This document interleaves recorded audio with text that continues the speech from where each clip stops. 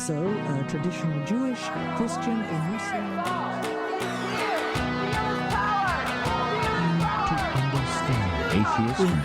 All right, welcome to the next episode of the Holy Watermelon Podcast.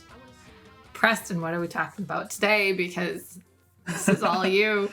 We are talking about what is a god. And without looking at our show notes, how would you describe or define a god? Oh, no. I would describe a god as an invisible being that controls our lives. Some pretty strong S's you got there.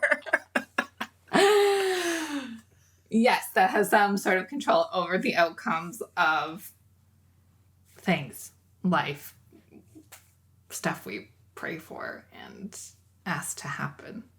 Okay. Outcomes of the Super Bowl and whether we're going to get a rain for our harvest. Okay. But he has to be invisible.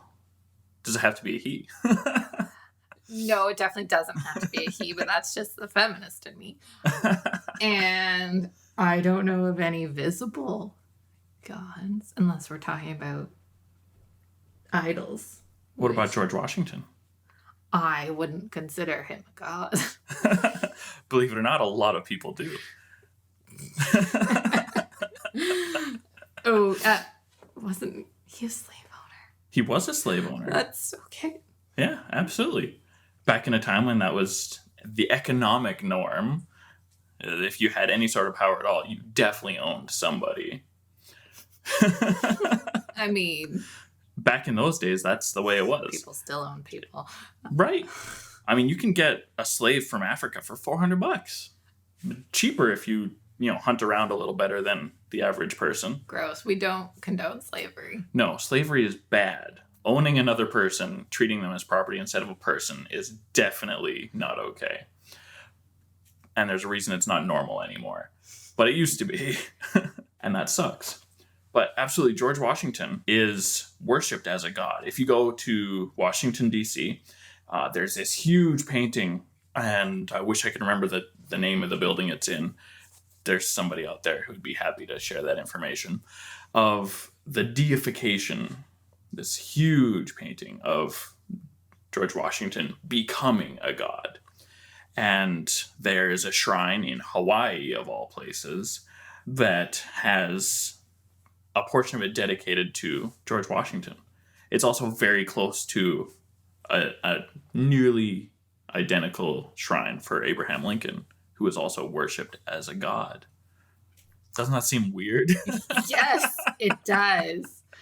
It sounds like anyone or anything could be a god. And I know for our poor listeners, the next few episodes are going to be very big and very vague with no answer. So we're just going to talk around what a god is for the next 45 minutes to lay the foundation for the next episodes, because this is information that, although there's no answer to, people need to know. A religion can't exist without these ideas. Whether they use the same vocabulary, there has to be, in some measure, these ideas. And that's the worship of person, place, or thing. Right. The worship of a noun object. Noun object is redundant. Yeah, it is. It's a noun. Yeah. You just need to be a noun. Yeah. Could we replace the word God with a noun? Like what? No, just like noun. Instead of saying God. Oh my God. Oh my noun. I mean, you could. Noun. That's a t-shirt idea. If this doesn't go in the episode, Brian, just remind me. Oh my noun. Oh my noun. So, a quick Google search, which I've done more than once as I've taken theology and religious studies in university. Religion 101. Preston goes to the computer. What is so much of education is, it might not start with a Googling, but it will definitely include a Googling. Just sounds like such a derpy question. Right? What is God? Well, and for a lot of people, course. that's how they're going to get any sort of answer from that question. Mm-hmm. And a Google search of God, I mean, you're going to get the Judeo-Christian God come up for sure, because the English-speaking world, mostly Judeo-Christian. But that their definition also includes the idea that a god is anything that is worshipped, which could be a hero, a champion, an emperor. Almost every emperor is worshipped as a god. If you look back historically, they had a cult around their personality, which is a little creepy, but also a great way to keep control over your empire. I imagine, I don't know, I haven't done any research into especially Egyptian gods. Those are probably all past emperors. Not all of them, but definitely many of them.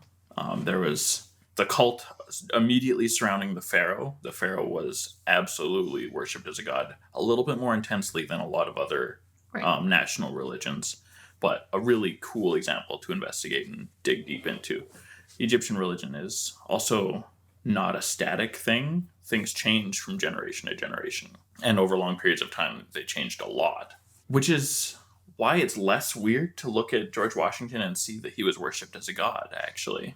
I mean, I immediately think of, and still probably, the most modern idea that our monarchs have divine right. Absolutely. So, in a country like the United States that, by the time George Washington came around, didn't have a monarch, I imagine there'd be people who still believe that he had some divine right to lead and that there was some divine intervention in them winning the revolution under George Washington. Absolutely. I guess that's less of a stretch, but most Americans genuinely believe that there was something very special and divine about the coming about of the American Revolution. There's the whole idea of, what's the word now? Manifest destiny. mm-hmm. That the idea that we're here and we're awesome because that was always meant to be, which, I mean, every religion relies on that idea a little bit, though most of them aren't going to say it the way American propaganda put it into print very strongly. But where was I going? I lost it. Manifest destiny and divineness around Washington and the intervention for the revolution. So most Americans buy into it completely. Immigrants even usually love it. And it's all part of that idea of the American dream. Christians usually will ascribe some measure of revelatory power that helped the Founding Fathers build America. And then the Mormons straight up would teach actively that God inspired the Founding Fathers to create. Which sounds a little bit weird, but also, if you believe in God, it's relatively easy to believe that a country that ended up being so great and powerful did get help. I can see the belief that there was some divine intervention, right? I mean, people pray for a Super Bowl win. So if your team wins, then yeah, you might believe that there's some divine intervention. It's harder for me to comprehend the jump from a divine intervention to George Washington is a deity worth of worship. Like, you don't go to church on Sunday. You're not a Washingtonite, and you go and you pray to George Washington that your kid's going to be healthier and get an A on their test in the same way. But I guess that's where we're going to dive into what is a god. If you venerate a person and there are idols of these people, does that elevate them to god status, Preston? So the real question that we can't say all of you have to believe one single answer, that a god can be literally anything. But in the field of religious studies, if a thing is worshipped as a god, we can't say that it's not a god. Do we have to define what worship is then? I think we absolutely do have to define what worship is. Because this could get real weird real fast. Yeah. So what do you think worship is? Oh, no. What constitutes worship? Watch. This is going to come up that I worship my dog or something weird. Totally am. Worship, I'm going to think in terms of Western religion. Sure. Because all those, I'm an atheist. We're in Canada. And that's what most people are familiar with. Worship. So it's definitely something elevated. Something that you like worship, I guess. Yeah, you can't use the word worship in your definition. To worship is when you worship. In some ways, I want to see that it's something you're submissive to, right? So you're praying, you're asking for guidance or a specific outcome. You definitely think they have control over your life and your immediate outcomes. So again, back to like the Super Bowl, but also afterlife outcome, and that if you do what the God entity, deity wants, those good things will come to you. Okay. So how about 4-year-old Katie looking up to dad? Mm-hmm. Is that worship? Oh, wow. Interesting. Yeah, interesting. Oh, creepy. Borderline creepy. But yeah, I guess that does fit that definition. And if anyone knows me and my dog, she's the alpha. So whatever she wants, she gets, in hopes that she doesn't murder me in my sleep. So when looking at gods and what is a god, helps a lot to have something concrete to have a connection to that god. You've got your heroes, for example. You look at the way you see people behave in superhero movies and the way they react to their superheroes. They either see them as scary villains, or even if they're good, or they see them as gods, people who have great power, who deserve veneration. And an awful lot of the gods that we see in various national pantheons started out that way. An excellent example of a mortal person who came to be worshipped as a god is Jesus. Mm-hmm. There's no way around that. He was a mortal person. He died. He is currently worshipped as a god. Mm-hmm. Pretty solid example. There's also examples like Zeus. There's not a whole lot of strong reason to believe that he was a historical figure.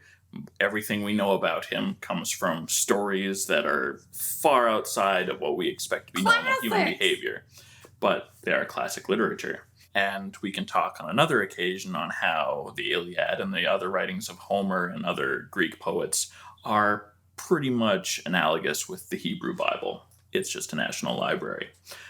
But there is a place in 90% sure it's the city of Crete, where Zeus has a tomb that is said to be, this is where Zeus is buried. And it's, what's the word I'm looking for? Old. It is hella old. It's not an exception to the rule that most gods either were people or they are simply anthropomorphized phenomena. Like you've got gods of the rain. This is especially well illustrated in old Japanese kami. Mm-hmm. You've got the spirit of the river, you got the spirit of the rain, you got the spirit of the earth, you got the spirit of Mount Fuji. You've got all these spirits that we call them kami because that's the word used in Japanese that means spirit or god or anything in between. There is a distinction, but it's not transmitted very effectively through the one word they use to cover the whole umbrella, which is a little bit weird. And if I knew more about the Shintoism and Japanese national religion, I'm sure I could answer questions about that better. But kamis are a pretty good example of that. You've got even Mesopotamia, there's gods of the river, things like that. It's pretty standard. Here in North America, the local Native Americans, they have bear worship, for example, among countless other things. There's a spirit that is manifested in the bear. And then you've got gods of ideas, which aren't terribly different from gods of the river and the mountain, but like you've got chaos gods, you've got trickster gods, many of whom probably were actually people. But that's a tricky thing to explore. That's a Greek one, isn't it? There's a god of wine, Yeah, a god of drink, a god of hallucinogens, more or less. And I wish I could remember his name right now. He was played by Stanley Tucci in the Percy Jackson movies. I'm Googling. Oh man, it bugs me that I can't remember his name. I took a class on Greek mythology as part of my degree. I enjoyed it, and I can't remember his name right now. I'm on it. It's going to be really unhelpful if I'm wrong about him being played by Stanley Tucci. Yeah. Dionysus. That's what I thought it was, but I didn't want to say it. I'm embarrassed how long it took me to remember it, because I've talked about Dionysus a few times in presenting to my classes and whatnot. And I actually really love their portrayal of him in Percy Jackson. Based on the movie, I have read none of the books, and I've only seen the 2 movies that I recognize most people hate. But I love that version of Dionysus, who can't get drunk anymore. He's, AA or whatever. And so he pours himself a glass of wine, turns into water. And there's some sort of lament about, there's this other guy who can do the exact opposite, Jesus. And so there's, he's the god of revelry and good times and whatnot. His parties back in the day would have been the biggest, most insane fun that definitely would have transitioned at some point into celebrating Aphrodite in a big old orgy, maybe. I'm feeling confident that was reality. But I can see how that can start as a real person who just had epic parties and... Well, and you would have these parties to get him to come. Yeah. Which definitely would have started while he was alive. And then his funeral would have been a big party Absolutely. in honor of. And then you just keep doing it every year. And there's loads of gods that are like that. A lot of the gods that we can look back in history, we think were probably people. A lot of them probably weren't. And they're just this idea of this element that became deified to explain its occurrence, like the lightning, that eventually turned into a person. Like Thor, for example. Was he a person? We straight up don't know. Odin probably was. There's loads and loads and loads of material written over the centuries on this topic of... I need to read the word so I can say it properly. Loads of things written on euhemerism, which is this old word named after this old dude who tried to explain how people became gods after they died, or even sometimes before they died, and how these gods that we look at now were actually people. And so there's loads of different people. There's loads of different reasons why a person would be deified. You've got teachers like Confucius. Most people look at Confucianism don't venerate him as a person of worship in the way that we see worship in the Judeo-Christian tradition. Mm-hmm. But if you're going to repeat something a dude says for thousands of years and get mad when somebody says this person's a fool, there's a degree of worship there. Well, that's an interesting point to this idea that a god is quite a broad term, It's because huge. I mean, we were talking politics a little bit before we press play. And yeah, sometimes people are passionate about who their political leader is, whatever side you're on, and you get mad when someone disagrees. So Sounds like worship to me. I don't like that idea of worshiping these political party leaders, but... Right. Well, for example, there's videos circulating on the internet, as there always is, of Trump rallies. And you've got these dudes with shirts on that are hoping, and they're illustrating on these shirts, of a dynasty of Trumps. You got Donald for 4 more years, and then Ivanka for 8 years immediately after, and then Donald Jr. immediately after that for 8 more years. And eventually, when Barron is old enough, get him for 8 more years. And that's worship. Yeah. The idea that Donald Trump is the best possible president America could ever have, and that nobody else or no other family should ever hold that office, that's worship. Mm-hmm. It's a dangerous, democracy-destroying kind of turd worship. Turd worship. I like that. And I bet you if you were to go and look through that chart I showed you of all of the different gods and how they're categorized, I bet you there's a turd god. Somewhere in the world, some point in history. Scatanisis. Sure. I feel like there's a god who's responsible for making sure the latrines don't stink too bad. Probably. Or something. Something connected to poop. I think that that's probably, how other gods started, is that there was, not saying Trump's a great leader, but that there was a great leader that people sort of wanted to continue, especially in the time sort of before democracy, when monarchs, again, divine right, were more common. Yeah, there's all kinds of leaders. There's teachers, like I had mentioned before.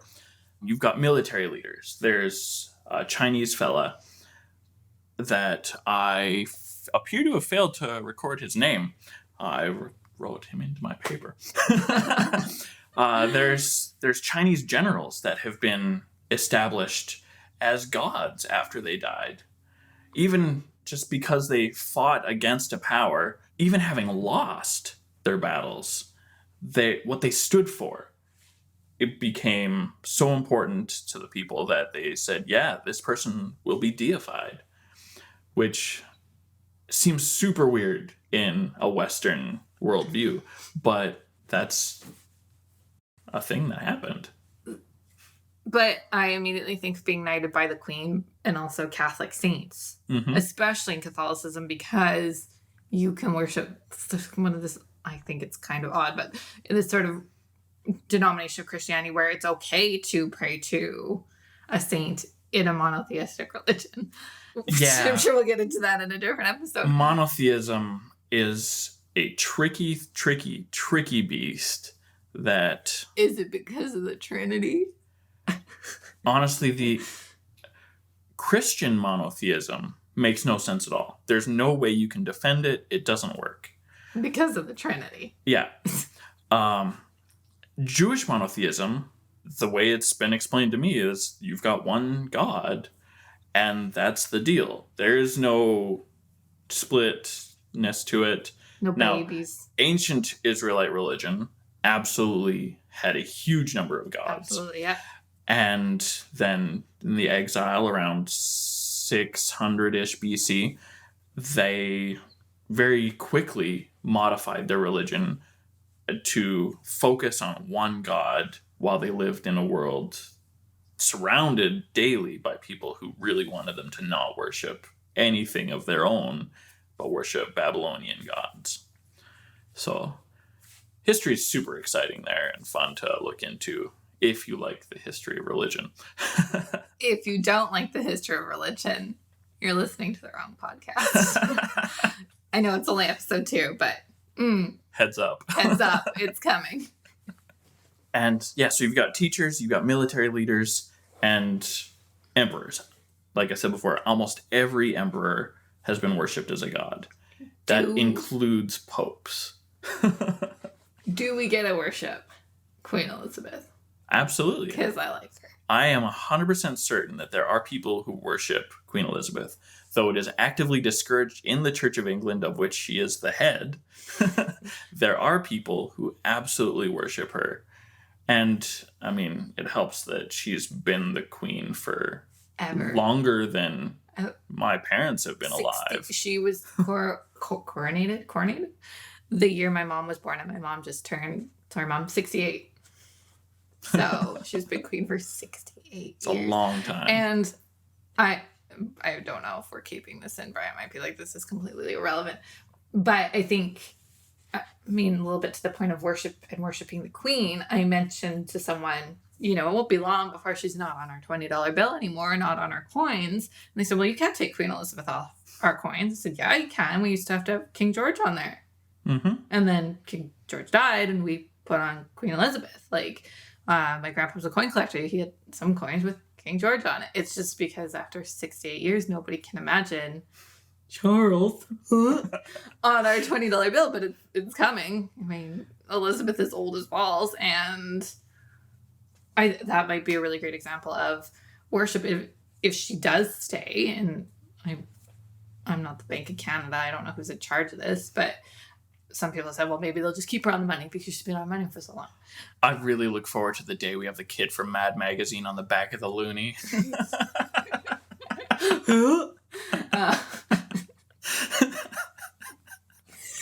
Right. It's so true.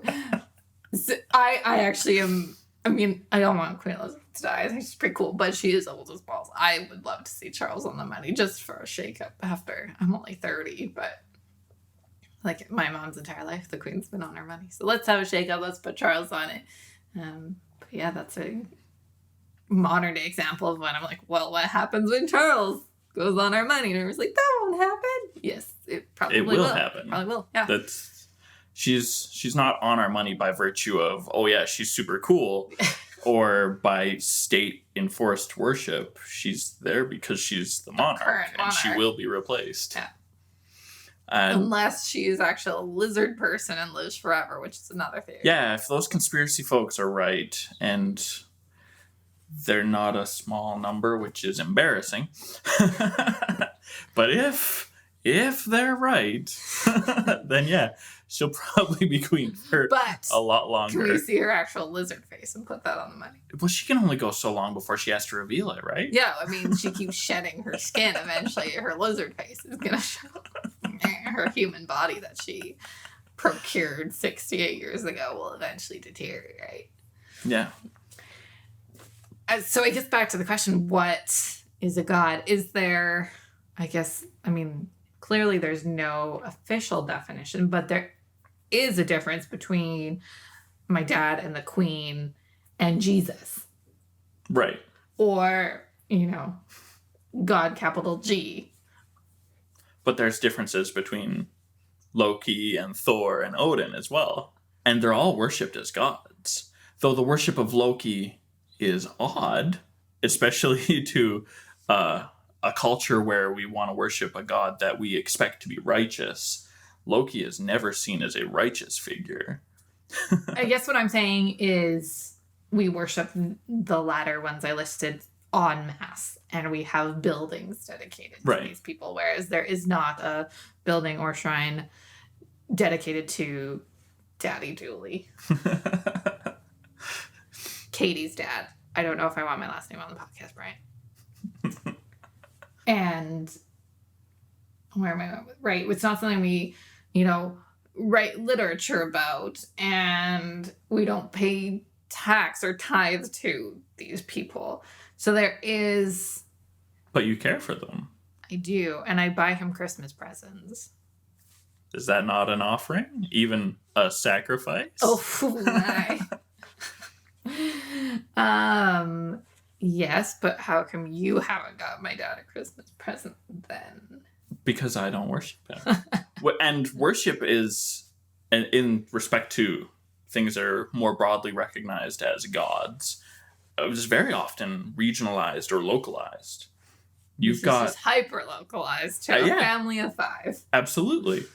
If you look in the Middle East, for example, back 4,000 years, there's archaeological evidence of gods who are worshipped just in one town. Right. There's loads of those very local gods. The Bible actually has words talking about household gods. So they were more likely slightly more recent ancestors that were just past the cusp of memory. Well, and you say ancestors, and that immediately makes me think of Chinese families that talk to their ancestors. So you don't even need to be, can you be recently dead? Right. And ancestor worship is come something and ask you for things that they need. Yeah. Ancestor worship is pretty much normal around the world. Based on the structure of the word, I like to do that sometimes, dig into etymology and where words come from. You worship something if you declare by word or by action that it has worth, which sounds way too broad. Vastly too broad. Then I worship chocolate. Right? And so we have to narrow that in just a little bit. And the real question is how much can you narrow it in before your definition isn't right? The same question has bothered academics for ages on what is religion. Next episode, everyone. If you narrow it in too much, you've got nobody but Christians, which is the way a lot of Christian anthropologists dealt with it for a while, and that has caused its own problems. So narrowing in worship is tricky. It's like the dollar has value. That's the whole reason it exists. But the worship of the dollar, there are people who live their lives around the dollar, like it is their god. Some workaholics, that's the deal. Almost every Christmas movie is based off of that. It's true. Like your Hallmark Christmas movies, the first half of the movie is money. The second half of the movie is giving that money away. Man, I wish I hadn't been worshiping money. But it's a fun example because it's a thing that on the surface, base level, broad definition of worship doesn't apply. Well, and money is universal, so everyone can kind of use this as a baseline. It's an easy baseline to hit. But then you've got people who straight up do worship, not the dollar bill itself, but the accumulation of wealth. Yeah. I haven't looked into it. There's probably more than one god that represents the accumulation of wealth. Absolutely, yeah. Half of our dragon stories, that's what they are. Dragons and money. Yeah, they just sit on their pile of gold and tell you to piss off anytime you come looking for trouble. Good old dragon. The idea of God is just so broad. It's really tricky. Yeah, like I said, this is an episode of us talking around an answer, not actually getting to one. Yeah. Every religion has an official, this is what gods are to us. Poster boy. Yeah, pretty much. Like Christianity, obviously, you've got Jesus and the other two gods of Christianity. And then a whole bunch of saints if you're Catholic. Oh, yeah. I mean, even Mormonism, arguably Joseph Smith, and a little bit Brigham Young. I mean, see, that's the tricky thing is just like the Anglicans say, don't worship the Queen. Mormons do say, don't worship Joseph Smith, don't worship Brigham Young, don't worship Russell Nelson. But there is absolutely a level of hero worship there. Absolutely. You venerate that person as having accomplished this thing, or having been a good teacher, or acknowledge particularly in Mormonism, the idea that they should be deified in the next life. But worshiping them is a tricky thing. But how do you not? And right? And there's a lot of, I mean, this is almost every religion, right? Mm-hmm. You have Islam and Muhammad. You have every denomination of Christianity, Martin Luther, Lutherans, and even probably Moses and Judaism. Is they are the founders, or they took that tangent that whatever religion needed to take. So how do you not venerate them to some extent or even the Pope is, the mouthpiece of God. How do you not to deny that they're up on a pedestal is insane. Right. Yeah, absolutely. But there's still a separation between them and, I mean, in these examples, the Judeo-Christian gods. Yeah. Religion is tricky. Yes, and that's why we're talking about it, because people don't have these conversations. Right. And I think maybe quickly to wrap up is perhaps when is worship dangerous, or what are some, and we're going to do a full episode on cults, or maybe in not even in the realm of cults, but when does worship go too far? There were, I don't know if they were confirmed, but allegations that, Pope John Paul flogged himself. Is that worship gone too far? Yeah, so the clearly there's varying degrees of worship, and at some point it becomes religious, and maybe that's the defining factor. And I don't want to say anything too concrete, but whatever, we worship money, we worship our friends and family, Katie worships her dog, but at some point it becomes so devotional My dog's coughing in the background. It becomes so devotional that now it sort of takes that pivot to religion. And then there's probably another pivot where it actually becomes dangerous and you're harming yourself and or others. Thoughts? I like the phrase devotional worship. For example, worshiping the dollar. Not a thing that people do, like as far as worshiping this pile of coins in my hand that makes up $1. Devotional sounds conscientious. You are Whereas making like, yeah, I decision. get my dad a birthday present. I hope he's going to get me a better birthday present because he's my daddy. But it's not like conscious. I'm going to constantly give and whatever and submit myself for. But that's the exact same, the relationship you just described, exchanging gifts with your father. That's the way most Christians look at their relationship with God.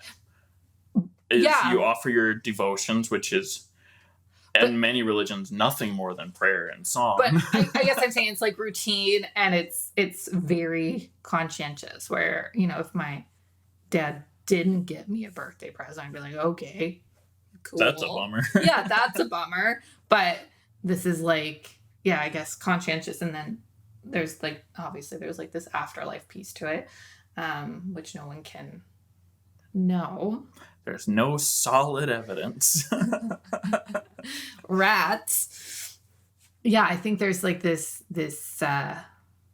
routine, devotional, conscientious aspect to it that's different than, you know, some of these sort of everyday relationships we're talking about. Mm-hmm. And then there's this danger point, probably along the way. Yeah, I think worship is definitely defined by the way it affects your behavior. Mm-hmm. Like, the way you treat your dog is different than the way you'll treat the money in your wallet. You will happily part with the money in your wallet, knowing that more will come, and you'll get something in exchange for that. Parting with Paige is going to suck when that happens. I just say one day she's going to move out. And that helps make things easier. Absolutely. And if you look at the story of Jesus, for example, in the book of Acts, he moved out. I mean, he died, he came back, so we're going to skip that part of the story. But then he just took off into the clouds. Right, so he's still moved there. out. Yeah, he's still. I don't know anyone that's moved out like that before, but that brings obviously a level of comfort to Mhm. people knowing that he will come back one day and you'll get to see him at the end of all things. Maybe. That's the story. That's the hope. Yeah, What was I talking about? we're talking about devotion How it and affects like this. your life. Yeah. So a lot of your worship of the old gods, the god of thunder, the god of the river, that really affected your life. And you would behave in particular ways to help the way that affected your life.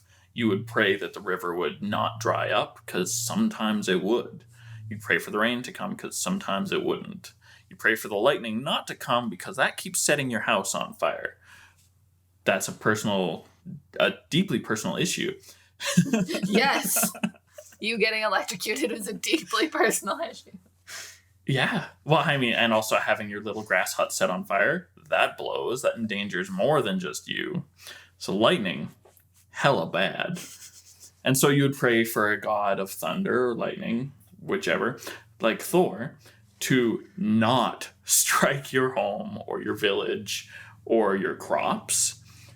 You would have gods like Hades, who is villainized way more than he should be. The Hercules movie is terrible because historically Zeus is a dickbag raping any pretty girl. As a swan, goose, I was going to say sheep. Yeah, That's well, right. As anything. He's taken loads of shapes and raped Loads. more than just humans.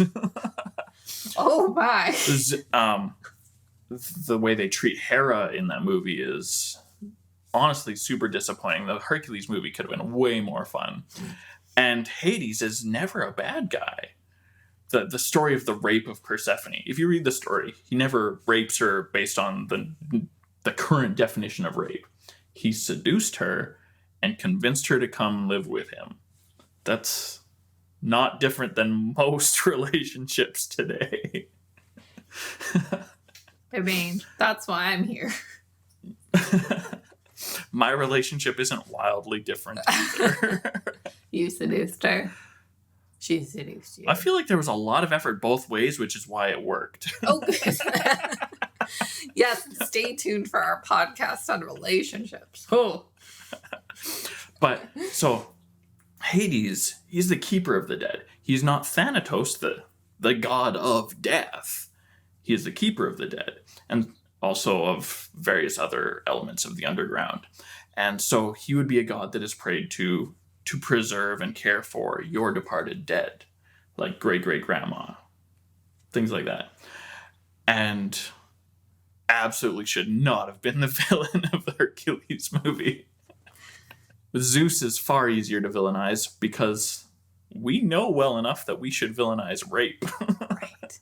So what Preston is saying between Percy Jackson and Disney movies is don't get your religious education from movies. And we'll talk about popular culture and religion later, Oh, too. yeah, that's actually coming up in an episode.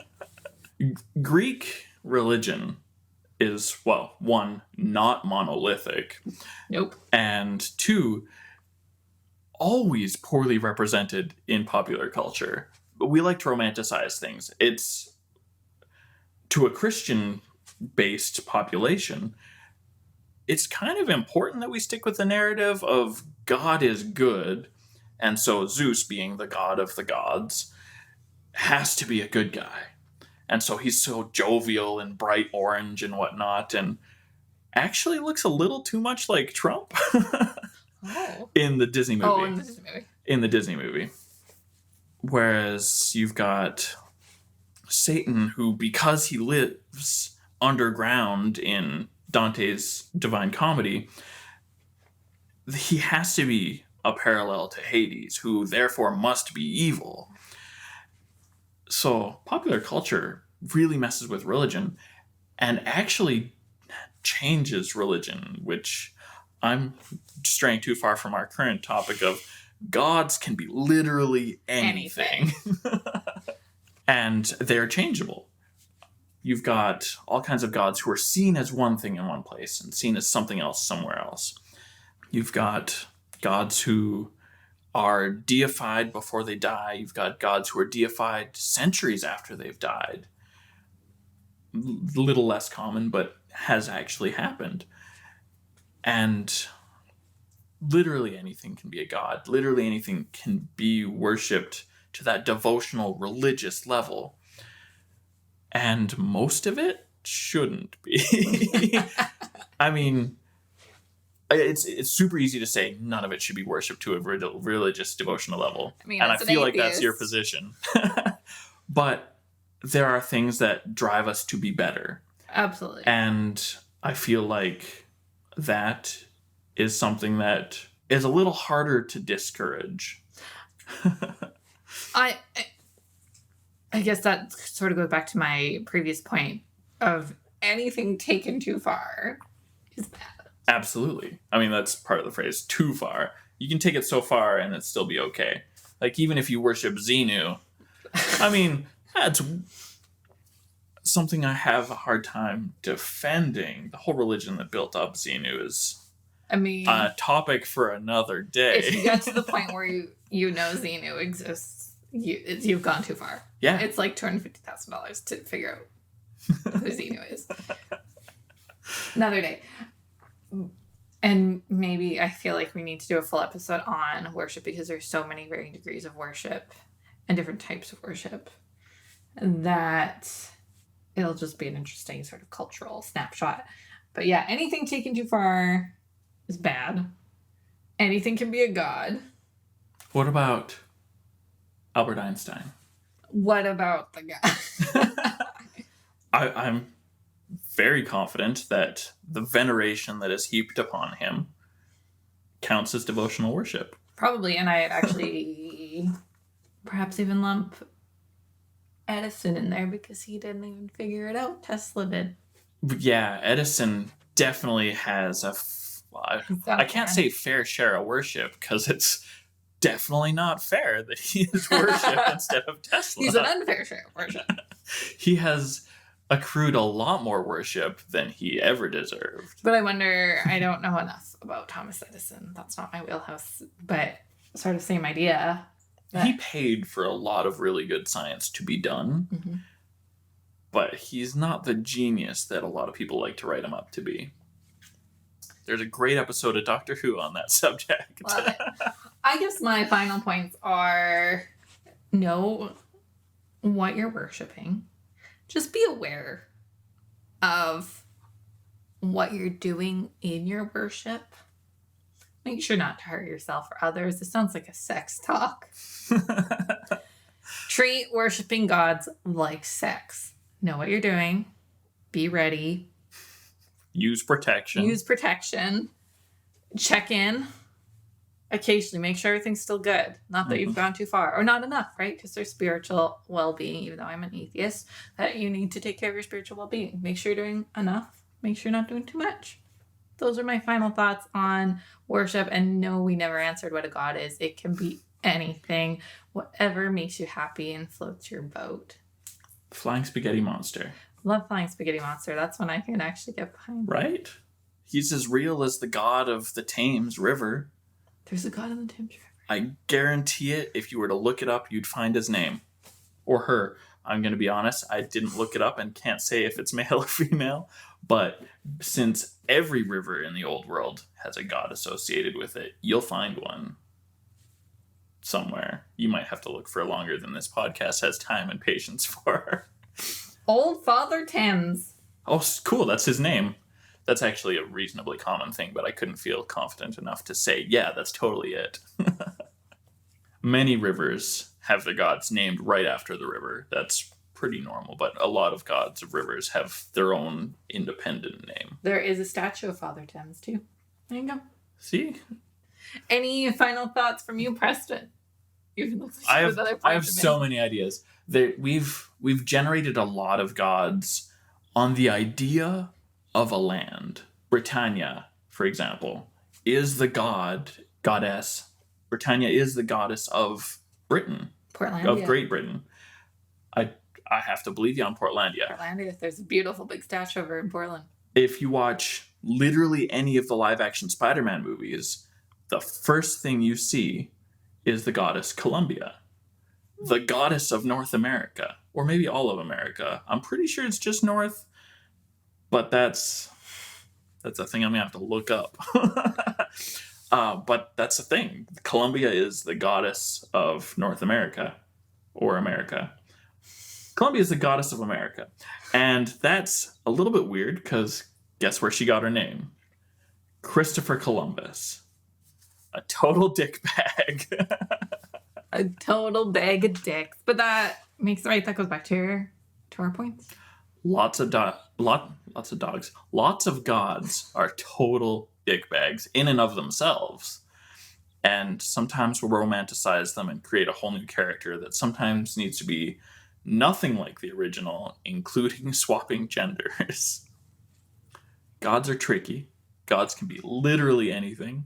They can be a fiction created to cover an idea or represent an idea. And a god can be literally anything that you want to worship. If you want to worship the Flying Spaghetti Monster, that's your god. If you want to worship your dog or a bag of beans, that's an option to you. And we will talk later about the god of sesame seeds. Ooh, I'm excited. All right, so stay tuned for our next episode. Next episode is going to be equally big and vague on what is religion. Shalom. I don't remember how I signed off last time. Peace be with you.